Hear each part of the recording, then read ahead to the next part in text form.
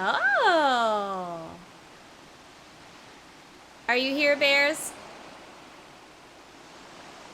I'm gonna take a little bit of a break. I need to step up for a second, but enjoy the ambiance.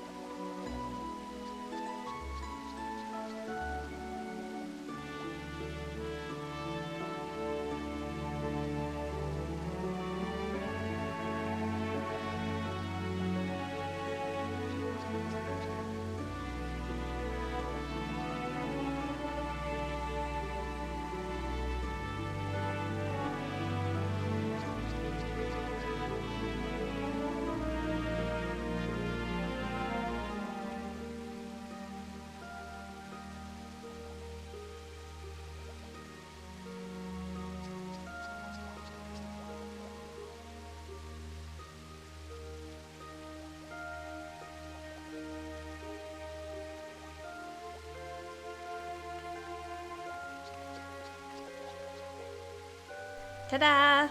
I'm back. Hello. All right, bears, are you here? Have you returned from Adland?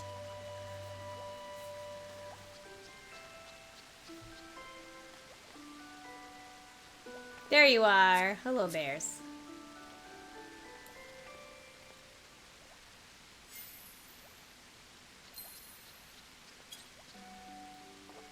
All right.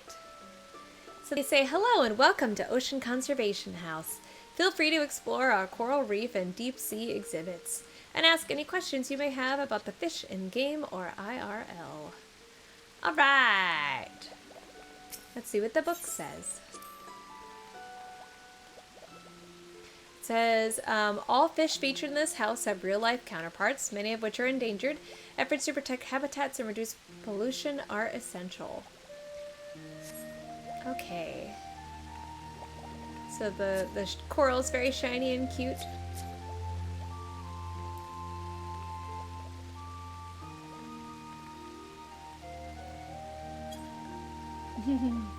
All right. Shall we explore?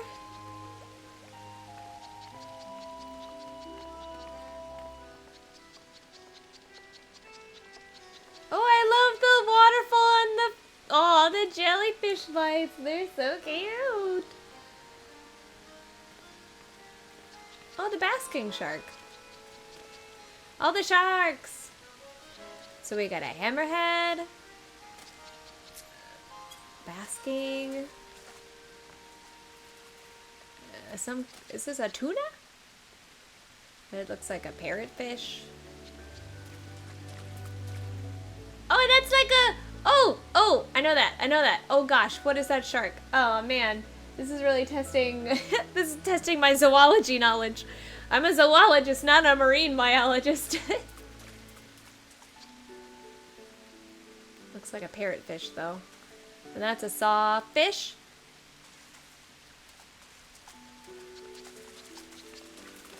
And then we've got a mola mola, the arguably best fish that there is.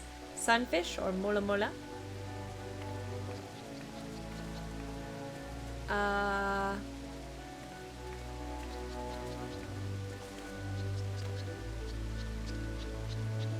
I wonder if we could ask for a tour. Hold on, I'm gonna see if they can give us a tour.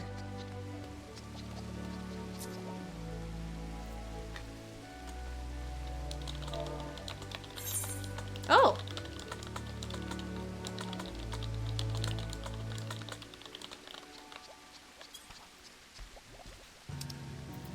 Oh, thank you! I got a funnel shark! I will trade you... Would you like one of these? They probably got... I want to give them something. Would you like an octopus?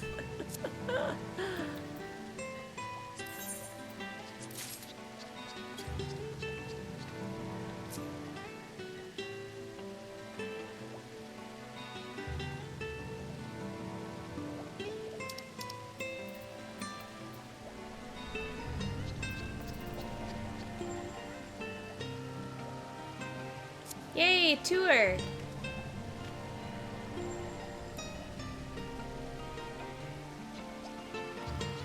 Alright, they have said they're gonna give us a tour, which I appreciate. Okay, so it says, up here in our coral reef room, we're featuring the Archbishop.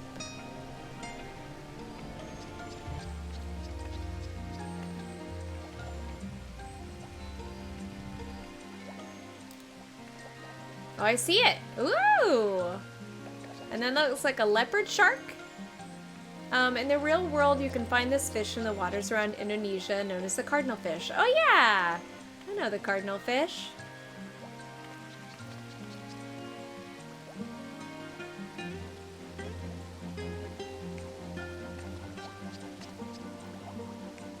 I thought they looked familiar.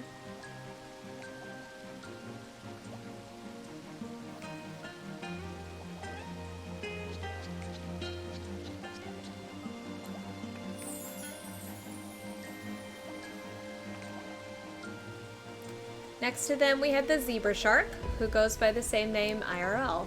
It's so funny though, because he has spots. Why does the zebra shark have spots? You'd think it would be like a leopard shark.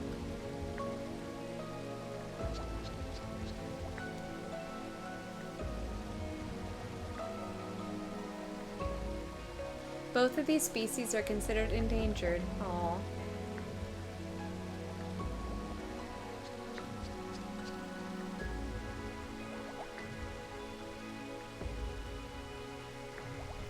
Oh, for anyone who is interested in doing going to the panel, here, let me drop a link, because we'll be hanging out in here. Anyone who is here that would like to go to the panel that Fruity and them are doing about ocean fishing, you can go there.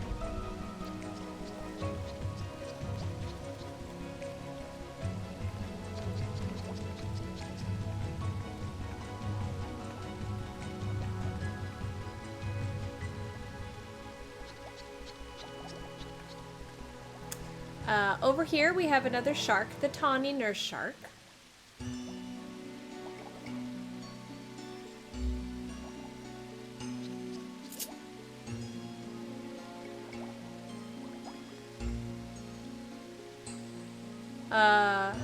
Though Final Fantasy calls it the tawny wrench shark. Change in profession, perhaps.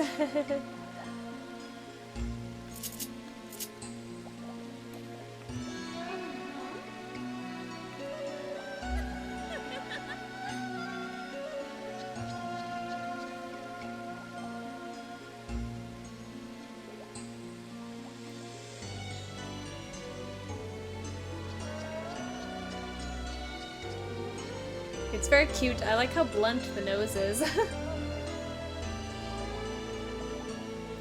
This one is considered vulnerable. For those who don't know, when it comes to endangered species, there are kind of like 5 main categories that they're placed in, based upon the international, it's the IUCN, which is the International Union for like Conservation something. But basically, it is using data on population dynamics, changes over time, and they're the ones who can help different individuals get funding. So it goes least concern is the lowest, so it's fine. Then it goes vulnerable, then it's threatened, then endangered, then you have extinct, extinct in the wild, and then you have extinct. And so those are kind of the categories. So when it means vulnerable, it's basically saying like, right now its population is okay, but there are a lot of issues that are in that environment, or maybe they're being overfished. Like what they're saying right now is, in the case of all these fish, climate change resulting in habitat shifting is putting pressure on the populations. So again, the vulnerability of the fish is because of climate change, obviously habitat shifting due to temperatures, or a lot of times coral bleaching can have a really big issue. I don't know where this fish hangs out. Ongoing efforts to protect coral reefs and their diverse ecosystems are central to protecting these beautiful creatures. So yeah, there you go. So if you haven't heard of coral bleaching, it's pretty horrid. More or less it comes about when there's changes in temperature or sunlight, or if you're basically taking nutrients from those corals and they're not able to flourish. And obviously if there are fish that rely on these corals as home or for food or for protection, anything like that, bleaching is just bad all around. Alright, so don't touch corals, leave them at home. They're pretty, leave them at home. Leave them in the ocean. Alright, next we will head downstairs to the deep sea fish.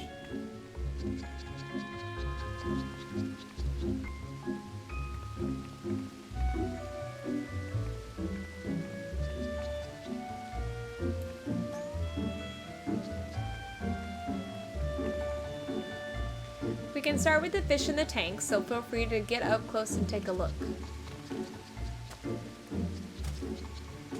I like the swordfish, kind of looks like a gar.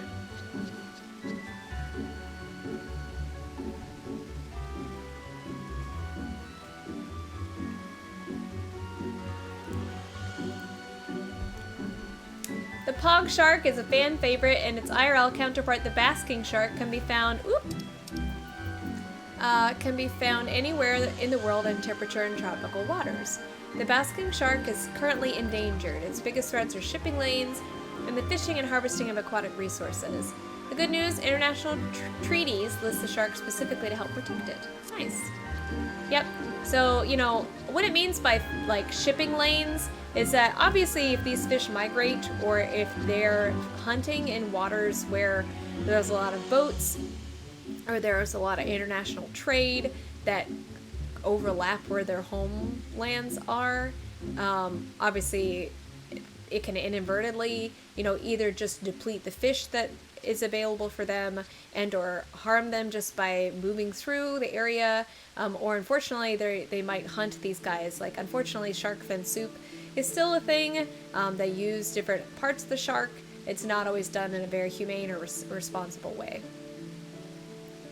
Alright, above the basking shark we have the hammerhead. In this tank we have the glass tuna as well. Oh, it is a tuna. Oh, it's a tiny one. There's a tiny one in there too.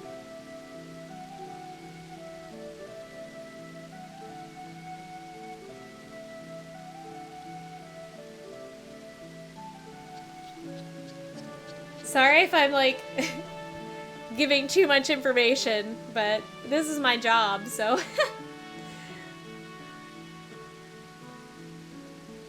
While tuna is a common commercial fish, certain subspecies of tuna are under threat due to overfishing.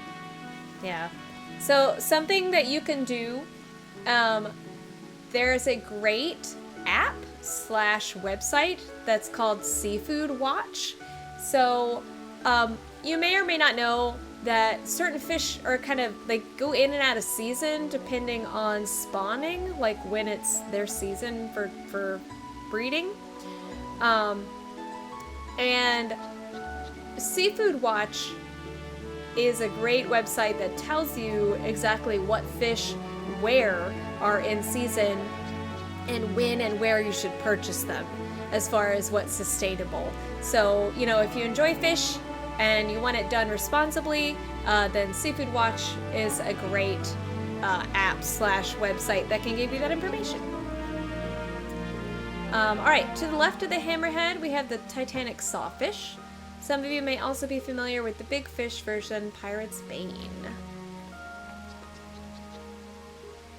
There he is right there, sawfish.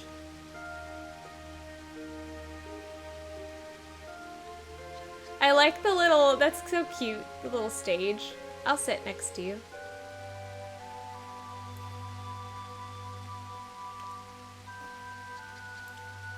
I was getting up and close and personal.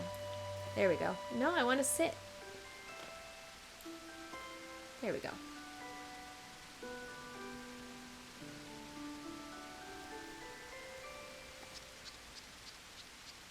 The IRL version large-tooth sawfish is critically endangered.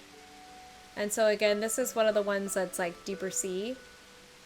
So obviously, you know, depletion of fish, overfishing, you know, interrupting of habitats, anything like that can cause the numbers to decline.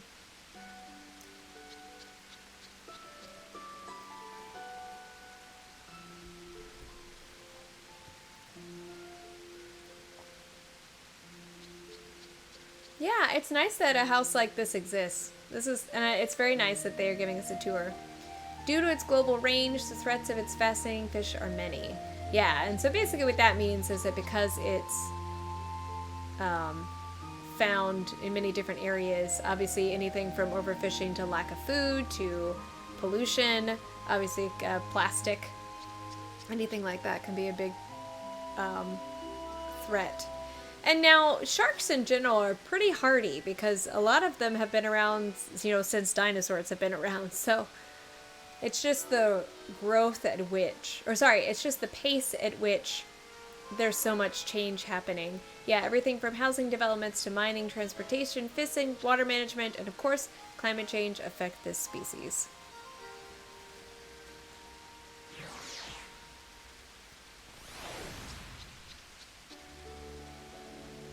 So reduce your plastic. Be sustainable with how much water you use. Purchase high efficiency washers and dryers.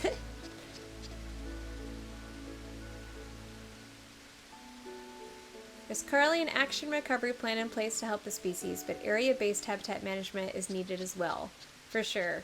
And that can help a ton of these species, obviously.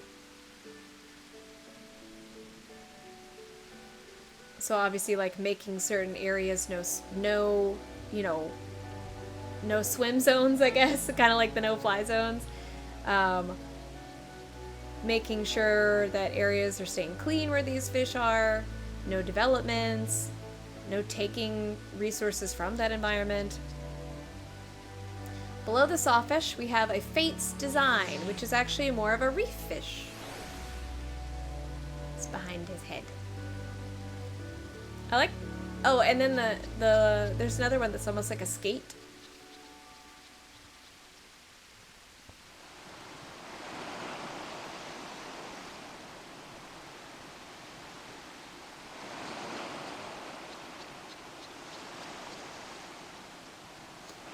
And there's a parrotfish. Looks like a parrotfish.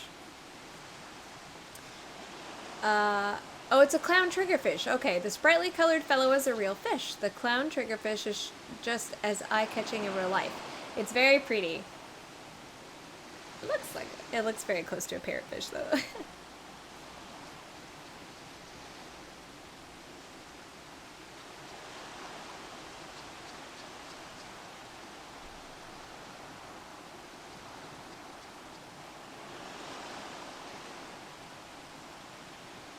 Sea turtles are cute.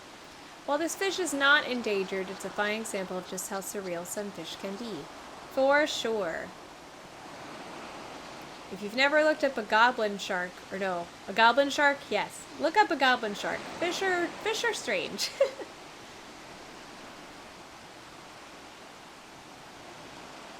Goblin shark have this, like, second jaw that they can more or less, like, remove from their mouth and stretch outwards. Like, it's really weird. It's tempting to believe lots of fish in the game are just that, virtual creations. But a surprising number of them turn up in the wild in the real world.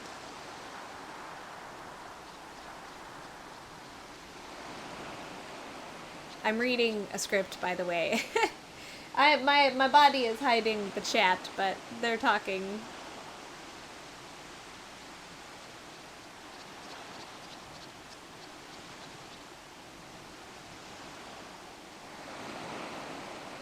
Some of the aquarium's favorites don't fit in the tank, so we have lots of fish prints to show you as well. Fish prints, fish prints. Like the Mora Mora.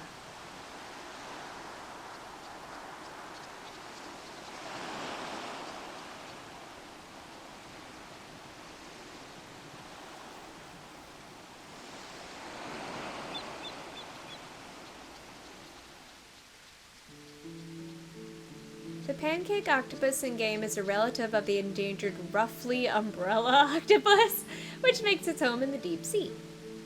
Roughly umbrella. Along with our sabatoon or armored snail. Where are they located?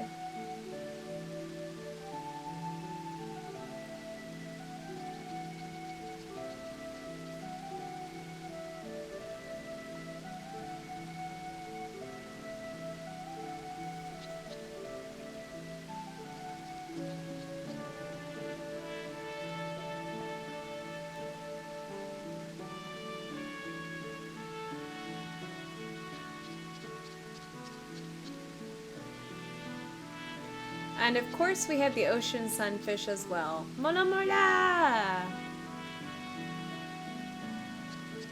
I still need to get that minion. I will never get it though.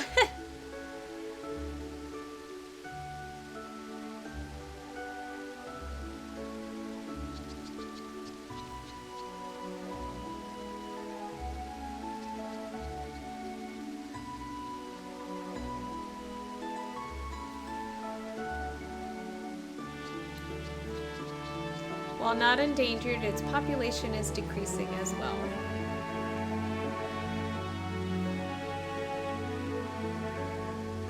Mola Mola, protect Mola Mola. Fun fact, you know you're a zoology nerd when you create a dance with your friend that you do when you greet each other, in which you swim like Mola Mola. Ah, sturgeon, that's what it is. Next to the sunfish, we have the white sturgeon. But yeah, whenever we would see each other, we would just like do the Mola Mola dance at each other. Which consists of you putting a hand over your head for a top fin, and you putting your hand under your head for a bottom fin, and you wiggle your hands back and forth in opposite directions because that's how Mola Mola move. There are many types of sturgeon in the world. A fascinating fish that deserves the title big.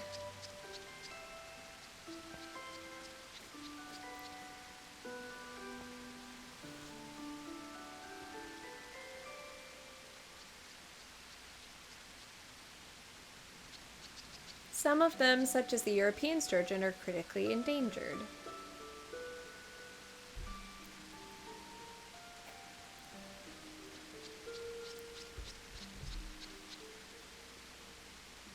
And have vanished entirely from their original habitats.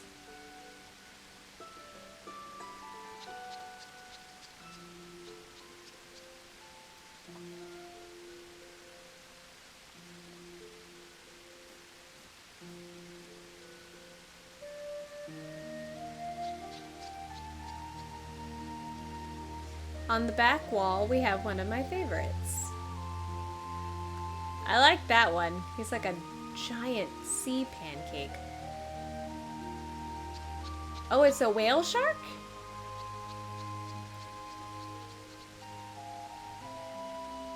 Careful with flash photography as it scares the fishes. That's so cute. The Faliania or the whale shark?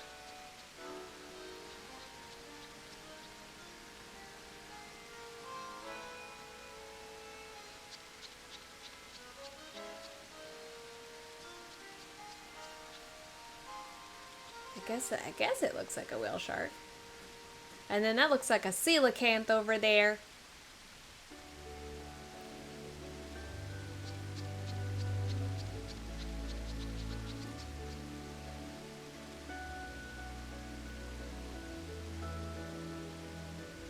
It is! The next to the whale shark we have a coelacanth. Yeah! Ancient fish knowledge, go!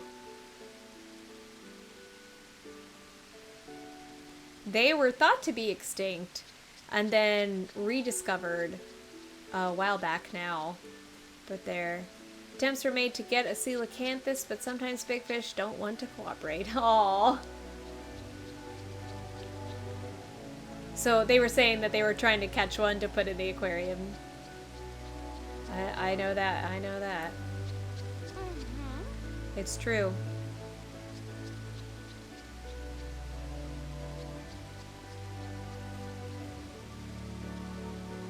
Many of these deep-sea creatures are enormous habitats spanning the globe.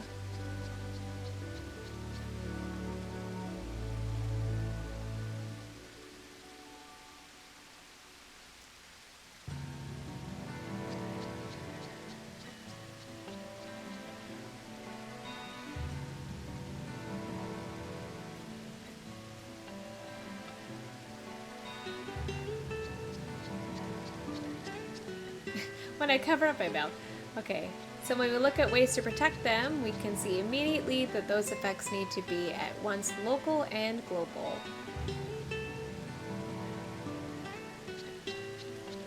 International cooperation is a key element, for sure.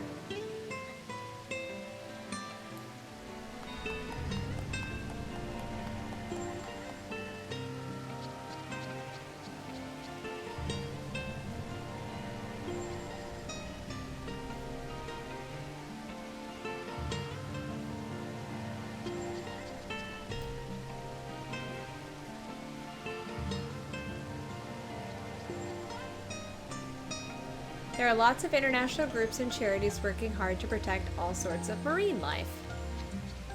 I hope they mention Seafood Watch. I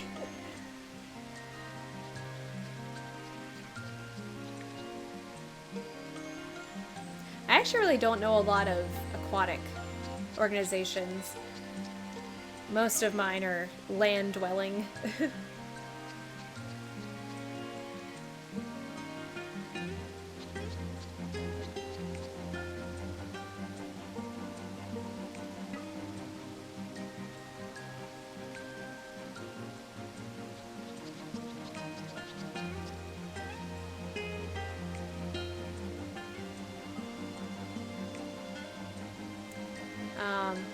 If you want to take a closer look at these fish, I highly recommend, hey look, taking a look at the IUCN Red List! I talked about the IUCN Red List, which has many details about species, their habitats, and threats they face, and most importantly, what we can do to help them survive and thrive. Woohoo! I love the IUCN Red List. This is when you know that it's quality education.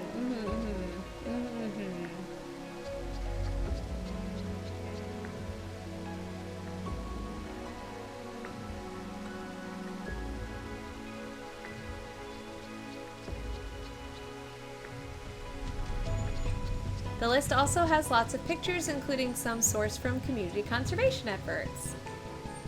And that's honestly the best way to do it, is if you can get the community involved and wanting to support these fish that, you know, sometimes are also their livelihood in a more sustainable way. That's the best way to do it. There may be efforts in your own area where you can cooperate with either restoring corals. Where I'm from, they have protection for mangroves. Different efforts that you can do to help keep just beach cleanups, lake cleanups, anything like that can help all sorts of animals. especially with Earth Day coming up soon. April 22nd. There's also a World Oceans Day. That's a good day too. If you're interested, oh yeah, Ocean Conservancy, yeah! If you're interested in current efforts to protect oceans, the Ocean Conservancy is a great place to start. I highly recommend the Ocean Conservancy. They're wonderful. They actually have an app where you can document any trash that you pick up. So if you visit the beach or anything like that, you can document how much trash you pick up. You can like earn points and tokens and have a little avatar, and it's all in effort to help. Their ongoing project, Trash Free Seas, spans the globe and looks at ways to reduce human impact on marine habitats and wildlife. Yeah, I highly recommend it. It's a free app. I'm sure if you just look up like ocean conservancies in the App Store, it should come up. But you could make a competition with your friends to see how much trash you pick up. But it's also important data because they're understanding, you know, like what trash are more commonly seen and what are ways that we can target that waste in particular to reduce it.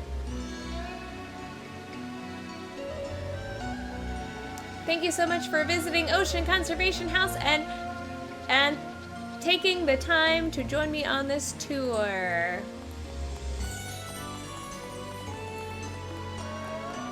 Yay!